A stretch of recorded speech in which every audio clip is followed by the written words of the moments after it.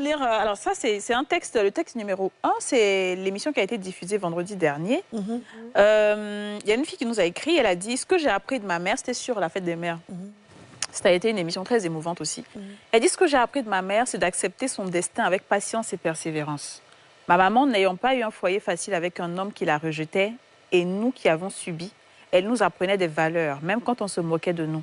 La prière, la persévérance et la bravoure. Aujourd'hui, je n'ai pas eu la chance d'avoir un homme.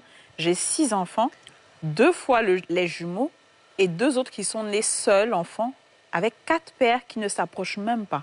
Je gère toute seule avec les mêmes qualités, sans savoir d'où cette force me vient. C'est dur, mais je surmonte avec la grâce de Dieu. Un jour, ça ira. Gertrude qui a 33 ans. Waouh! Ouh, vraiment. Ouais. On devrait dire quoi? Bah, elle partage en fait, voilà. Bravo, Yako, et bravo. C'est une grâce d'avoir des enfants. Parce qu'en fait, on a parlé des valeurs que nos parents nous ont éduquées, qu'est-ce qu'on a retenu de nos parents et tout. Mais ça, il faut... C'est ça. Mais je pense qu'elle devrait vraiment aujourd'hui, c'est sûr, se concentrer sur ses enfants, son travail, son épanouissement. On ne juge en aucun cas les femmes qui ont essayé de retrouver l'amour et qui malheureusement ont été déçues et qui ont eu des enfants de pères différents. Ça peut arriver, on ne les juge pas, sauf qu'il faut aussi regarder le fond aussi du problème. Est-ce qu'il n'y a pas une dépendance affective?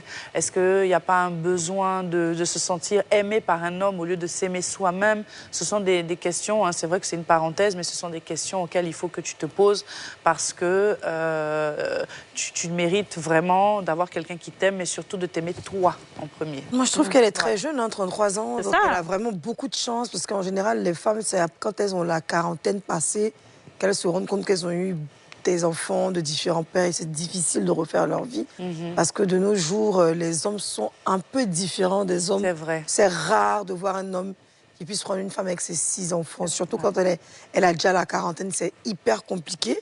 C'est vrai que des fois, quand on dit, on trouve que c'est nous-mêmes les femmes, on se casse le sucre sur le dos, mais c'est une réalité qu'on vit. On a plein de gens autour de nous qui vivent ça et c'est très difficile.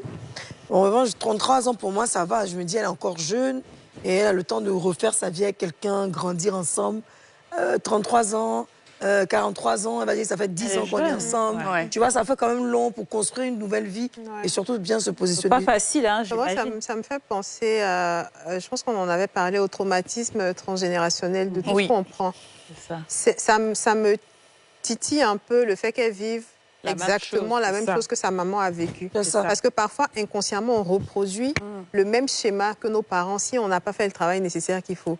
Donc, c'est vrai qu'il y a une prise en charge personnelle qui doit se faire. En fait, c'est exactement ça. C'est à ça que j'ai pensé. Je dis qu'il y a forcément quelque chose derrière. C'est plus que physique. C'est ce qui lui arrive.